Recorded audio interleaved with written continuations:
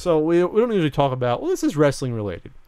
But, so Ariel Helwani, who is probably the biggest mixed martial arts reporter, the fact that I know his name and I know what he looks like. I know what his name and what he looks like, and I haven't watched in years. Yeah, he's been doing it for like 10 years. He was a guy running around to all these events like 10 years ago when no one else cared about MMA or UFC at all, really, and was doing it. And he's on, was it MMAfighting.com? It has a podcast. He was just working for UFC on, Fox UFC coverage. And something weird happened over the weekend. They had UFC 199, which from what I hear was a good event. And two major pieces of information they wanted to announce at that event that Ariel got scoops from his sources. Two really big pieces of information. The first, the Conor McGregor Nate Diaz rematch, which was originally supposed to be at UFC 200, but Conor McGregor sort of nixed because he didn't want to do the 200 is coming up. You mean 199 or 201?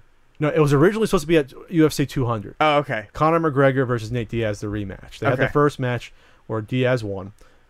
McGregor didn't want to do the press for 200, so they canceled it. But they now re-announced it for 202. I gotcha. That's going to be the biggest match in UFC, maybe history, or up there, for that rematch. So he got the scoop on that, saying the deal was just about done. But then he got another scoop that was going to be announced, that Brock Lesnar signed to fight at UFC 200, which is only a month away. Yeah. They want to make it a big event. Brock Lesnar is going to fight Mark Hunt, who's more of a journeyman heavyweight, but he's not a tomato can. He's a danger, at least. So after these announcements came out on Twitter, while Ariel was like at the event watching, the PR guys basically pulled him from the event. They tried once, and he was like, "No, I want to watch Michael Bisping fight for the title for the first time." And he actually won. Michael Bisping's been a veteran around for a long time. So they revoked his press credentials, and along with two people from MMA Fighting, photographer and I think his wife as well, and basically kicked him out for life with a life ban. Life ban from UFC handed down directly from Dana White. And Dana White's reasoning, everyone suspects it was because he ruined Dana White's little party and the surprises, ruined the surprises. But that's not even why Dana White said that he was getting rid of him. He said he was getting rid of him for being too negative. Well, there was a little backstory where they basically threw him off the Fox pre-fight show before that and kind of got him off of that. And it turns out it's a little more complicated that Helwani also covered some Bellator events. Bellator is a competing MMA organization, and Dana White didn't like that. Ariel's not obligated only to cover UFC if he's into mixed martial arts. Hire him to only cover UFC if that's what you want. So that got him in trouble with the Fox job. But for this, they didn't like the fact that they said that they wanted to come. The UFC wanted Ariel to come to the UFC and ask him for comment on the Lesnar story before he ran with it, which is insane because that does not happen with any reporting, especially with sports reporting. No.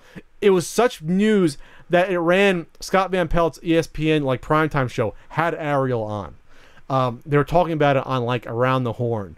About like, you don't do that. You get the information from your sources. If you think it's viable, you run with it. You don't go to them, because if he went to the UFC, they would have then reported it and announced it before letting Ariel do it. He was just doing his fucking job. He's a reporter. This is what he's supposed to do. So fortunately, UFC, because Ariel's beloved by the fighters, because he'll let fighters talk about stuff about like the bullshit like Reebok deal that UFC has, where it doesn't allow fighters to do their own self-promotion on their pants anymore, or like with Reebok, you got to wear their stuff and their equipment, and you can't have your own promo deals, like just and sponsorships, really stupid stuff. He lets them talk about that stuff. They love him, and they rallied behind him. Even Nate Diaz did, like everyone did. Well, Nate Diaz will say whatever he wants. That's why people like him. He doesn't give a shit about the corporate sort of stuff. So the point, within 24 hours, almost UFC reversed their decision. Oh, really? Okay. They did. The article I read, it had not said that they had reversed their decision. They reversed their decision. It was Ariel came on the Scott Van Pelt's ESPN show, and the original was talk about that, but it was actually the breaking news that Kimo Slice had died, who was the Florida street brawler. Which I don't want to get into now, but it's pretty sad. He was only 42. He talked about that, but then they revealed, yes, they reversed their decision earlier in the day. Good. So that's good. That's good all around because it's really shitty for UFC to do that. Ariel was doing his job. But let's talk about Brock at UFC 200 and why this is. It blows my mind that WWE is allowing it because he's still under contract. That's the whole point. I mean, besides the Ariel thing, when I heard that, I said, "How are they letting him?" Brock's contract may have a clause that allows him to do it. It's just, I mean, he's going into an actual fight, and the WWE has just been so rattled by injuries lately that taking out someone, if something happened to Brock and someone as big as Brock, Brock is their crutch for when things go to shit, and I'm just surprised that that this is happening. Well, there's enough time in between summer. I think he's supposed to wrestle at SummerSlam, which is usually late August. And so that gives him a good 6-week pad in between. And usually, knock on wood, you're not going to get that fucked up from the fight unless you get a bone broken or something, which is always possible, that he would be able to compete. Like I said, Mark Hunt isn't a tomato can, but Brock should be able to take care of it. Mark Hunt's a lot smaller. Brock's still a world-class wrestler. Brock will probably take this guy to the ground and maul him. Unless Brock gets caught by a couple of punches trying to take the guy to the ground, Brock should have his way. Anything can happen in a mixed martial arts fight, but Brock should win this. Sure. I don't want to say fairly easily, but he should win it. It's still a risk, though. But I'm going to say this. The reward versus risk is a lot better for WWE because it can just carry through it. This is a badass, legit. And when Brock wrestles, it gets people watching. And this is going to get crossover UFC fans. And it'll add to the myth of Brock being the most legit professional wrestling badass, which is his character anyway, but just continue it. I'm just surprised. I want to watch it now because it's not like before when it was 5 years ago when he last fought in the UFC. And he was the champion when he got diverculitis, had a foot of his freaking colon taken out. It was a crippling disease he got, which if he didn't get that, maybe he would have kept his title. Who knows? He lost Cain Velasquez. It's ballsy. That's all I can say about it. It's really ballsy to do that. It's also funny though because you'll have Brock at 200, which originally CM Punk was originally supposed to be at, and you have Brock coming back to do a fight.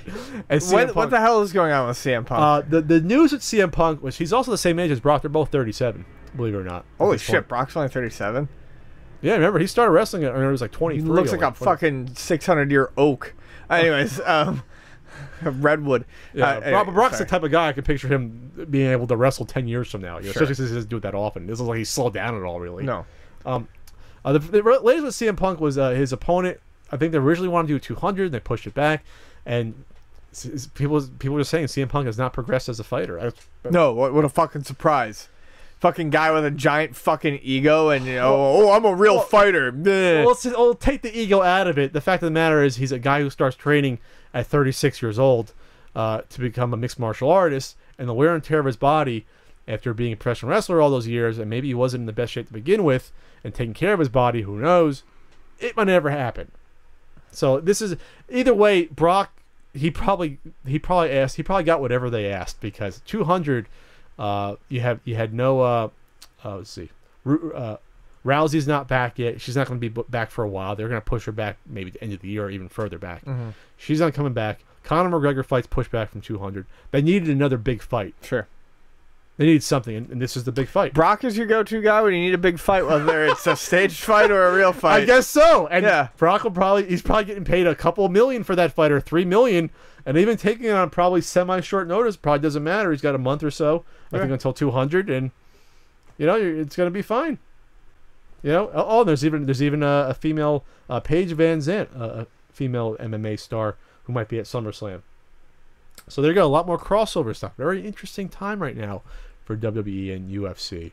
And I'm just still surprised that Vince would allow it because of the injury risk. But even the hit, what if Lesnar gets killed in the fight? Not literally, but gets destroyed. Mm-hmm. Then it's kind of hard. I mean, you're still a badass for putting yourself in the line, getting in the cage, no matter what. But just the look of him, he needs to make sure he looks. Yeah, because when he came back to WWE, it was off of 2 UFC losses, and the last one was pretty bad. So I mean, it's not like he was coming in with a sterling record. He was still he was in UFC, he was a champion. You can never take that away from you.